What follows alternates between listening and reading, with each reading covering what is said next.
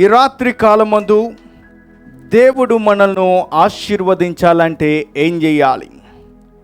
ప్రతి ఒక్క మనిషి కూడా దీవించబడాలని, ఆశీర్వదించబడాలని, వర్ధిల్లాలని, ఫలించబడాలని, సమృద్ధి చేత నింపబడాలని ఆశపడుతూ ఉంటారు.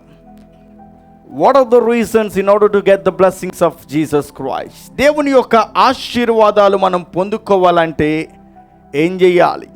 ఏం చేస్తే ఆయన ఆశీర్వాదాలు మనకి సొంతం అవుతాయి అన్న విషయాలు మనము ఈ రోజున నేర్చుకుందాం. మొట్టమొదటిగా దేవాది దేవుడు మనలను చేసింది మనల్ని ఆశీర్వదిస్తానికి, దేవుడు మనల్ని దీవించడానికి మంచి దేవుడై ఉన్నాడు, మంచి మనసు కలిగిన దేవుడై ఉన్నాడు.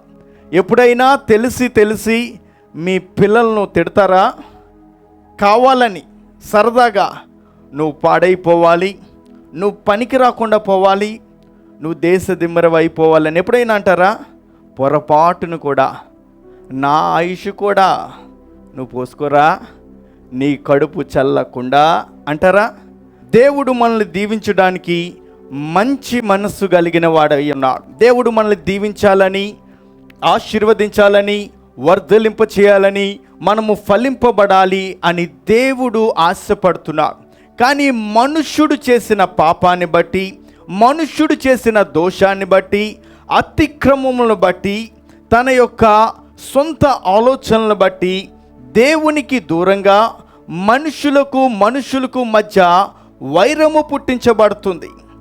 మనము చేసిన పాపాలను బట్టి, దేవునికి వ్యతిరేకంగా మనము నడిచిన విధానాన్ని బట్టి దేవునికి కోపం వస్తుంది, దేవుని దీవెనకు మనము దూరం అవుతున్నాం. దేవాది దేవుడు మొట్టమొదటిసారిగా ఆదాముకి ఇచ్చిన వాగ్దానాన్ని, ఆశీర్వాదాన్ని చూద్దాం. ఆది కాండము 1వ అధ్యాయము 27వ వచనం, 28వ వచనం. May I request you to turn your Bibles to the book of genesis chapter 1 verse 27 and 28. దేవుడు తన స్వరూపమందు నరుని సృజించెను, దేవుని స్వరూపమందు వాణ్ణి సృజించెను, స్త్రీగాను పురుషునిగాను వారిని సృజించెను. దేవునికి మనము ఎంత ఇష్టమైతే తన రూపంలో చేస్తాడు. తన యొక్క పోలిక చొప్పున మానవుడిని తయారు చేసినట్టుగా మనం చూస్తున్నాం. ఆ తర్వాత 28వ వచనంలో దేవుడు వారిని ఆశీర్వదించెను. దేవుడు వారిని ఆశీర్వదించాడు. ఎట్లనగా, మీరు ఫలించి అభివృద్ధి పొంది విస్తరించి భూమిని నిండించి దానిని లోపరుచుకొనుడి, సముద్రపు చేపలను, ఆకాశ పక్షులను, భూమి మీద ప్రాకు ప్రతి జీవిని ఏలుడని దేవుడు వారితో చెప్పెను. ఎంత చక్కని మాట! దేవుడు తన స్వరూపమందు మనుషుని చేశాడు, నరునిగా చేశాడు, స్త్రీ పురుషులుగా చేశాడు. దేవుడు వారిని ఆశీర్వదించాడు. God began to bless them. దేవుడు వారిని ఆశీర్వదించాలనుకున్నాడు. ఆ రోజున ఆదిమ పురుషుడైన ఆదామును, తన యొక్క సతీమణైన అవ్వను, అలాగే వారి యొక్క సంతానాన్ని, మన పితరులను, మన తాత ముత్తాతలను, అటుగా వస్తే మనతో సహా మనందరినీ దేవుడు దీవించాలనుకుంటున్నాడు. చబలు కొట్టు దేవుని నామాన్ని మహిమపరుద్దాం. God wants to bless us. God wants to bless us abundantly. మీరు ఫలించండి, అభివృద్ధి చెందండి, భూమిని విస్తరించండి. Occupy this world. ఇదంతా మనదే. దీంట్లో మంచి మనం తీసుకోవాలి, ఆశీర్వాదకరమైన మనం తీసుకోవాలి. మీ పిల్లలకి ఏదైతే ముట్టుకోవద్దంటారో అదే ముట్టుకుంటూ ఉంటారు. వాళ్ళని చూస్తే మీకు చాలా కోపం వస్తుంది, మరి మిమ్మల్ని చూస్తే దేవునికి కోపం రాదంటారా? దేవుడు చెప్పిన మాట వినరు, దేవుడు చూపించిన మార్గములో నడవరు. మీకు ఇష్టం వచ్చినట్టుగా, మీకు నచ్చినట్టుగా, మీ వారు మెచ్చినట్లుగా ఎటు పడితే అటు నడుస్తున్న సహోదరి సహోదరుడా, దేవుని ఆశీర్వాదానికి దూరం అవుతున్నావేమో, దేవుని యొక్క దీవెనకి ఎడబాటు పెరిగిపోతుంది. ఈ రోజున ఈ వాక్యం వింటున్న సహోదరి సహోదరుడా, నీవు దీవించబడాలి, నీవు ఆశీర్వదించబడాలి, నువ్వు ఫలించాలి, అభివృద్ధి చెందాలి, నువ్వు విస్తరింపబడునుగాక. విస్తరించబడాలంటే ఏం చేయాలంటే మనము దేవుని మాట వినాలి. సహోదరి సహోదరుడా, ఈ రోజున నీవు దీవించబడటానికి ఇష్టపడుతున్నావు. దేవుని మాట వింటున్నావా? దేవుని మాట ప్రకారం నడుచుకుంటున్నావా? నిన్ను దీవించాలనుకున్న దేవుడు ఈ రాత్రి సిద్ధంగా ఉన్నాడు. నిన్న ఆయన దీవిస్తానికి ఇష్టపడుతున్నాడు. సంఖ్యాకాండము 21వ అధ్యాయం 4వ వచనం. Let's turn our Bibles to the book of Numbers 21 chapter verse 4. చూడండి, ఇక్కడ మనం చూసినట్టయితే ఎవరన్నా శపించబడుతున్నారు, ఎవరన్నా వర్ధిల్లటం లేదు, ఎవరికన్నా శాపం వస్తుందంటే they had been done a mistake. వాళ్ళు ఏదో తప్పు చేశారు, ఏదో తప్పిదం చేశారు, పాపం చేశారు, దోషం చేశారు. తద్వారా పాపము వల్ల వచ్చు జీతము మరణము. మనిషి చచ్చిపోవటం లేదు, కానీ ఒకంత దేవుని శిక్షకు పాత్రుడు అవుతున్నాడు.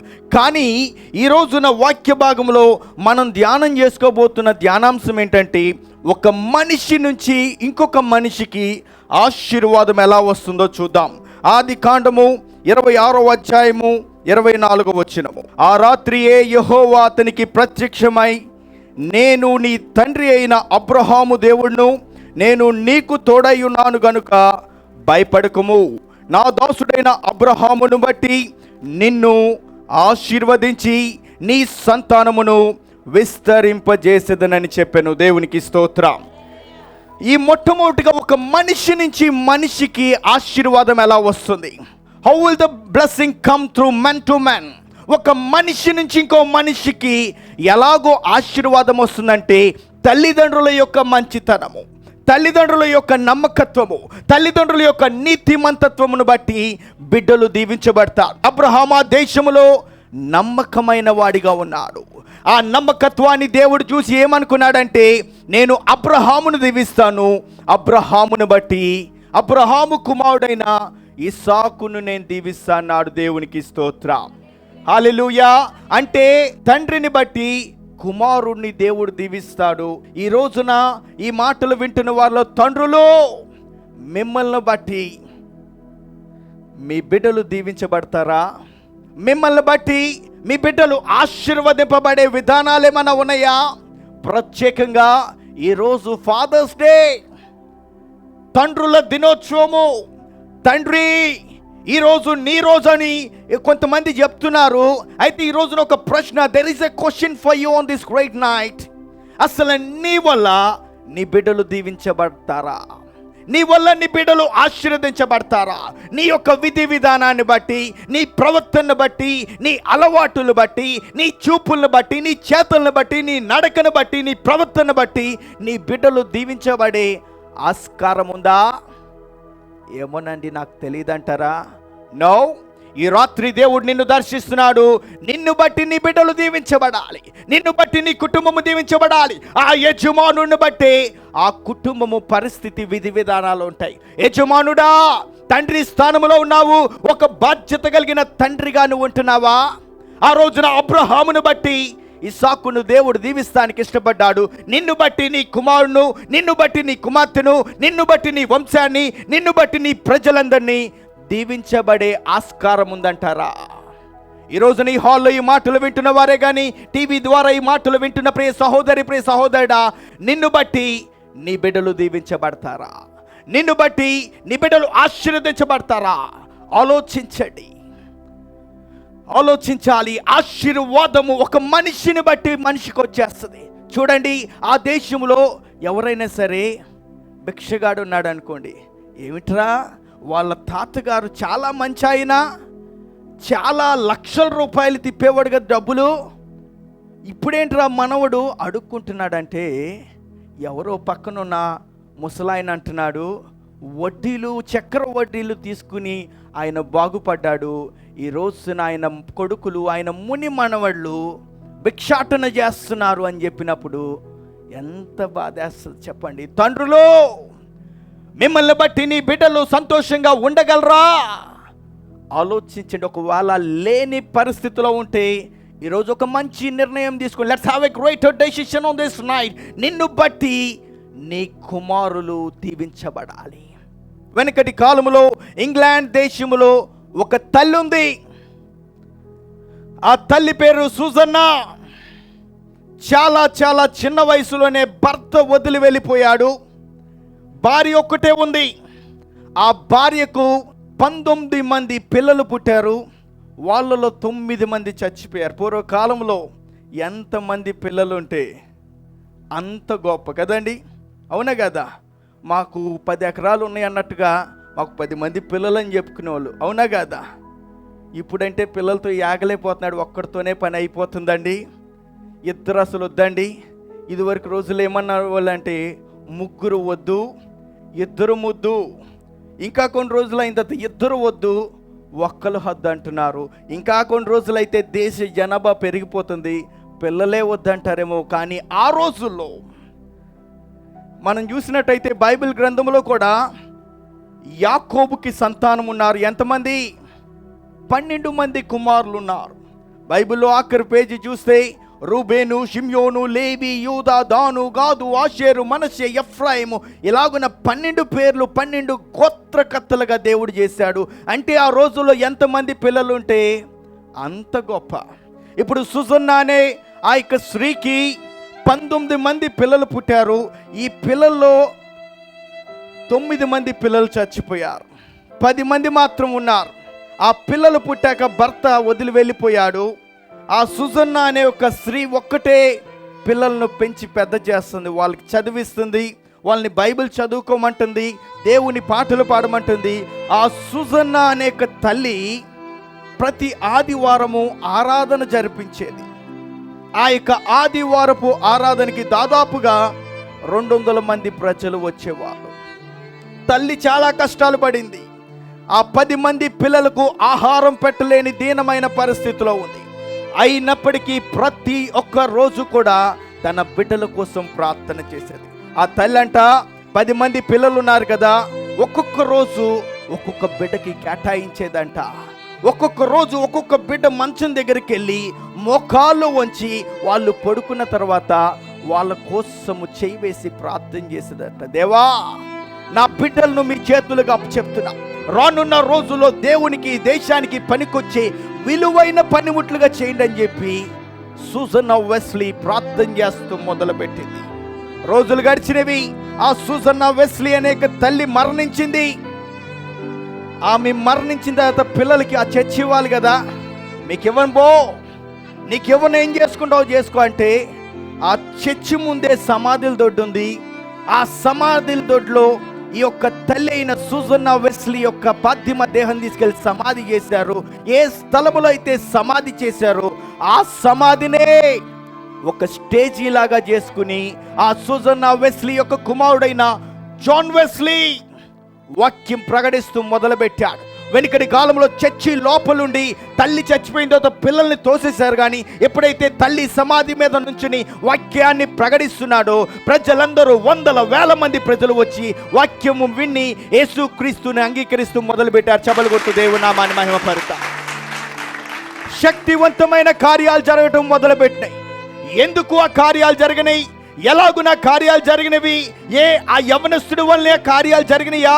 జాన్ వెస్లీ చాలా గొప్పవాడంటే జాన్ వెస్లీ అలాగున వాడబడటానికి గల కారణము అతని యొక్క తల్లి ప్రార్థన. అతని తల్లి అయిన సూజన్నా వెస్లీ ప్రార్థించబట్టి తన బిడ్డ అయిన జాన్ వెస్లీ, చార్లెస్ వెస్లీ భూలోకాన్ని తలకిందులు చేసే వాళ్ళుగా తయారయ్యారు. ఇంగ్లాండ్ దేశం, అమెరికా దేశము, బ్రిటన్ దేశము, ఇలాగున్న చుట్టుపక్కల దేశాలన్నీ కూడా దేవుని వాక్యాన్ని ప్రకటిస్తూ మొదలుపెట్టారు. జాన్ వెస్లీ వాక్యాన్ని ప్రకటిస్తుంటే ఒక్కొక్క సభలో 5,000 మంది ప్రజలు రక్షణ పొందే వాళ్ళంట. చపలు కొట్టు దేవుని నామాన్ని మహిమపరుతా. ఎలా జరిగింది ఈ కార్యము? ఎవరు చేశారు ఈ కార్యము? తల్లి చేసిన ప్రార్థన. ప్రియ తల్లులు, ప్రియ తండ్రులు, ఈ రోజున దేవుని వాక్యం నీతో మాట్లాడుతుంది. నువ్వు ప్రార్థిస్తున్నావా నీ బిడ్డల కోసము? అంగలారుస్తున్నావా నీ బిడ్డల కోసము? నీ బిడ్డలు రానున్న రోజుల్లో దేవునికి దేశానికి పనికొచ్చే విలువైన పనిముట్లుగా తయారవ్వాలి. ఏదో అందరిలాగా నీ పిల్లలు కూడా 3 పూట్ల తినేసి ఏదో చిన్న ఉద్యోగం చేసుకుని గడిపేస్తే కాదండి. ఒక్కొక్క తల్లి, ఒక్కొక్క తండ్రి నా మాట జాగ్రత్తగా వినే ప్రయత్నం చేయండి. దేవా, నువ్వు ఏ ప్రత్యేకత ఇస్తావో నాకు తెలియదు నా బిడ్డకి, కానీ నా బిడ్డను వాడుకోవాలి అనండి. ఆమెను చెప్పండి. నా బిడ్డను నువ్వేం చేస్తావో తెలియదయ్యా, ఈ దేశానికి మీకు ఉపయోగపడాలి. ఏం చేస్తాడో తెలియదు దేవుడు, కానీ నీ బిడ్డ కోసం నువ్వు ప్రార్థించాల్సిన బాధ్యత. నీకెన్ని పనులైనా ఉండొచ్చు, ఎన్ని ప్రయత్నాలైనా ఉండొచ్చు. చాలాసార్లు మనము తాత్కాలికమైన ఆశీర్వాదాల కోసం చూస్తూ ఉంటాం, అటు ఇటు తిరుగుతూ ఉంటాం. ఆశీర్వదింపబడితే బాగుండు, దీవించబడితే బాగుండు, వర్ధిల్లితే బాగుండు అనుకుంటాం. కానీ ఒక మనిషి ఇచ్చే ఆశీర్వాదం ఎంత ఉంటుందండి? నా మాట అర్థమవుతుందా? చాలాసార్లు మనం మనుషుల వైపు చూస్తూ ఉంటాం, కానీ మనుషులు ఇచ్చేది ఈరోజు ఇస్తే రేపటికి పోతుంది. కానీ దేవుడిచ్చే ఆశీర్వాదం ఎలా ఉంటుందో తెలుసా? కీర్తనలు 37వ అధ్యాయం 25వ వచనం చదువుకుందాం. నీతిమంతులు విడువబడుట గాని వాని సంతానము భిక్షమెత్తుట గాని నేను చూచి ఉండలేదు. గమనించండి, ఎవరైతే నీతి కలిగి ఉంటారో ఆ నీతి కలిగి ఉన్న వారి బిడ్డలను దేవుడు దీవిస్తాడంట. ఎవరు దీవిస్తారు? ఇక నుంచి ఆశీర్వాదం నీకు కానీ, నీ కుటుంబానికి కానీ, నీ బిడ్డలకు కానీ ఎవరివ్వాలి? దేవుడే ఇవ్వాలి. అందుకని అంటూ ఉంటారు కదా, దేవుడివ్వాలి దరిద్రం తీరాలి అంటారు. కానీ చాలామంది దేవుడి వైపు చూడరే, అటు చూస్తూ ఉంటారు, మేనేజర్ వైపు చూస్తూ ఉంటారు, తల్లిదండ్రుల వైపు చూస్తూ ఉంటారు, అత్తమామల వైపు చూస్తూ ఉంటారు. కానీ నువ్వు ఎప్పుడైతే దేవుని వైపు చూస్తావో ఎవ్వరు కూడా నీ ఆశీర్వాదానికి అడ్డురారు. చబలు కొట్టు దేవుని నామాన్ని మహిమపరుస్తావు. నీవు దీవించబడాలని ఆశపడుతున్నావు, నువ్వు వర్ధిల్లాలని, ఫలించబడాలని, సమృద్ధి చేత తొలతూగాలని ఆశపడుతున్నావు. అలాగున తొలతూగాలంటే నిన్ను దేవుడు దీవించాలి, నిన్ను దేవుడు ఆశీర్వదించాలి. దేవుడు నిన్ను ఆశీర్వదిస్తూ మొదలు పెడితే ఎవరన్నా ఆపగలరా? ఎవరన్నా అడ్డు పెట్టగలరా? ఎవరు ఏడుపన్న తగిలిద్దా? ఎవరన్నా వచ్చి అడ్డు నుంచుంటారా? ఎవరి వల్ల కాదు. అంటే ఈ రాత్రి నీకు ఎవరు ఆశీర్వాదం కావాలి? దేవుడే పంపించాలి. మనుషులు అనుకోండి, నువ్వు ఏ ఆఫీస్లో పనిచేస్తున్నావో ఆ ఆఫీస్లో పనిచేస్తున్నప్పుడు మంచి ఆదాయం వస్తుంది అనుకోండి, నీ గురించి వెళ్ళి ఏదో ఒకటి చెప్పేస్తారు కదండి. లేకపోతే నువ్వు మంచి వ్యాపారం చేస్తున్నావు అనుకోండి, నీ వ్యాపారాన్ని దెబ్బ కొడటానికి ఎదురుగుండా అదే వ్యాపారం మొదలు పెడుతూ ఉంటారు. లేకపోతే నిన్ను గురించి దుష్ప్రచారం చేస్తూ ఉంటారు, నిన్ను గురించి అవమానపరిచే రీతిలో కించపరిచే మాటలు మాట్లాడుతూ ఉంటారు. కానీ నిన్ను దీవించేది ఒక మనిషి కాదు కదా, దేవుడు కనుక ఆ దేవుడు నిన్ను దీవిస్తూ మొదలు పెడితే ఆకాశ వాక్కిలు విప్పి పట్టజాలంత విస్తారమైన ఆశీర్వాదంతో ఆయన నింపరై ఉన్నాడు. చబలు కొట్టు దేవుని నామాన్ని మహిమపరుద్దాం. ఒక మనిషి కాదు నిన్ను దీవించేది, సాక్షాత్తు దేవుడే నిన్ను దీవిస్తా అంటున్నాడు. ఆ దేవుడు దీవించే దీవెనలు ఎలాగో ఉంటాయంటే మెండుగా ఉంటాయంట, దండిగా ఉంటాయంట, నిండుగా ఉంటాయంట. ఎందుకనంటే ఒక మనిషి అనుకోండి, ఎంత ఇస్తే అమ్మో చాలా ఇచ్చేసామేమో, అమ్మో చాలా డబ్బులు ఇచ్చేసామేమో, ఈయనకి ఎక్కువ పెట్టేస్తున్నట్టున్నాం, ఈమెకి ఎక్కువ తెచ్చేస్తున్నట్టున్నాం అనుకుంటూ ఉంటారు. కానీ మన దేవుడి యొక్క స్థాయి చెప్తాను. ఆకాశము ఆయన సింహాసనము, భూమి ఆయన పాదపీఠం. అప్పుడు ఆయన చెయ్యి ఎంత ఉంటుంది? ఏమండి, ఒక్క గుప్పిడి పెడితే నీకు వర్షమే. అందుకనే కుమ్మరిస్తా అంటున్నాడు ఆయన, తిమ్మరిస్తా అంటున్నాడు, నిన్ను సమృద్ధి చేత నింపుతా అంటున్నాడు. ఎప్పుడు అంటే నువ్వు దేవుని వైపు చూసినప్పుడు. సహోదరి సహోదరుడా, ఈ రోజున ఈ వాక్యం వింటున్న చెల్లి, తమ్ముడు, అన్నయ్య, అక్క, తల్లి, తండ్రి, దేవుడు నీతో మాట్లాడుతున్నాడు. మనుషుల వైపు చూసి మోసపోయేవేమో, మనుషులు నిన్ను తక్కువ చేస్తున్నారేమో, మనుషులు నిన్ను హీనంగా ఎంచుతున్నారేమో, ఈ రాత్రి నుంచి మొదలు నువ్వు దేవుని వైపు చూడాలి. ఆ దేవుడు నిన్ను దీవిస్తూ మొదలు పెడితే చుట్టుపక్కల వారందరికీ కూడా కళ్ళు బయలు గంపుతూ ఉంటాయి. ఎలా దీవించబడుతున్నారు వీళ్ళు, ఎలా వీళ్ళ వ్యాపారం దీవించబడుతుంది, ఎలాగో వీళ్ళ బిడ్డలు చదువుతున్నారు, ఎలాగో వీళ్ళ బిడ్డలకు ఉద్యోగాలు వస్తున్నాయి, ఎలాగో వీళ్ళు వర్ధిల్లుతున్నారు, ఎలాగో వీరికి శుభకార్యాలు జరుగుతున్నాయి, అంతా కూడా వింతే చపలు కొడుతూ దేవుని నామాన్ని మహిమపరుతా. ఈ రాత్రి నా ప్రార్థన, ఈ రాత్రి నా ఆశ, నిన్ను చూసి నీ వారందరూ కూడా విస్మయం చెందాలి. నీ బిడ్డలు చదువు చూసి ఆశ్చర్యం కలగాలి.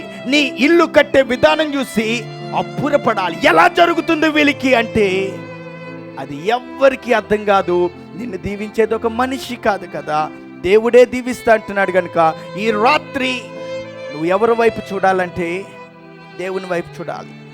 ఒకవేళ ఈరోజు నీ వర్తమానం వింటున్న వాళ్ళు, అయ్యా నా తండ్రి మంచోడు కదయ్యా, బహు కోపిష్టయ్యా, మూర్ఖుడయ్యా, పనికిమాలినోడయ్యా, బహు క్రూరమైన పనులు చేశాడయ్యా, హంతకుడయ్యా, లేకపోతే దొంగతనాలు చేశాడయ్యా, మరి నాకు ఆశీర్వాదం రాదా అని ప్రశ్నిస్తున్న నీతో దేవుడు మాట్లాడుతున్నాడు.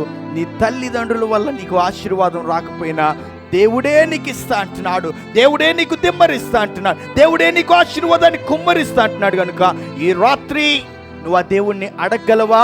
ఎందుకనంటే ఈ మాసములో నిన్న ఆయన సర్వ సమృద్ధి చేత నింపుతా అంటున్నాడు. కనుక ఆ దేవుణ్ణి అడుగుదామా? మనుష్యుడి నుంచి మనుషుడికి వచ్చే ఆశీర్వాదం ఒకటైతే, రెండవది దేవుడి నుంచి నీకు వచ్చే ఆశీర్వాదం. మనుషుల నుంచి మనుషులకి మనకు ఆశీర్వాదం రావట్లేదని నిరుత్సాహపడుతున్న నీతో దేవుడు మాట్లాడుతున్నాడు. దేవుడే నీకు డైరెక్ట్గా ఆశీర్వాదం ఇస్తా అంటున్నాడు. కనుక ఏ మాత్రము అధైర్యపడకుండా నమ్మకంగా దేవుణ్ణి అడుగుతావే ఈ రాత్రి తల్లు వంచండి. ప్రతి ఒక్కరు తల్లు వంచండి. మనం ముగించుకుంటున్నాం ఈ రాత్రి కాలం ముందు శక్తివంతమైన సందేశము. సహోదరి సహోదరుడా, ఇంతకాలం మనుషుల మీద ఆధారపడ్డావా? కన్నవారి మీద, కన్న బిడ్డల మీద, అత్తమామల మీద, సహోదరి సహోదరుల మీద, నీ అన్నయ్య మీద, అక్క మీద, చెల్లి మీద, తమ్ముడి మీద, సొంత వారి మీద, ఆప్తుల మీద, బంధువుల మీద, స్నేహితుల మీద, శ్రేయాభిలాషుల మీద ఆధారపడ్డావేమో. ఈ రోజున దేవుడు నీతో మాట్లాడుతున్నాడు. ఆయన మీద ఆధారపడతావా? ఆయన నిన్ను ఆశీర్వదించాలని ఆశపడుతున్నాడు.